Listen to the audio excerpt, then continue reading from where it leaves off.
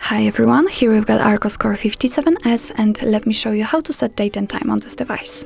So first of all, we have to enter the settings, and here we have to go to the system section and tap on date and time. And as you can see, now we are using automatic date, time and time zone. If you want to set it manually, simply tap on the switcher right here to turn them off, and now date and time are active, so we can just tap on it and manually choose the date we want to use, and the same situation with the time. And as you can see, it immediately changes here and also on the status bar. What's more, we can set the time zone manually. Just tap on the switcher right here, and now the time zone is active, so we can tap on it and choose the one we want to use. As you can see, it is also immediately applied.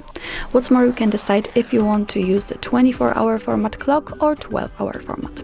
Now we are using 24-hour format, but if you want to change it, simply tap on the switcher right here, and as you can see, it also immediately changes. If you want to get back to all previous settings, I mean if you want to use automatic date and time zone, then simply tap on those switchers, and as you can see, it got back to its previous state. So that's all. This is how to set date and time in your ARCHOS Core 57S. Thank you so much for watching. I hope that this video was helpful, and if it was, please hit the subscribe button and leave the thumbs up.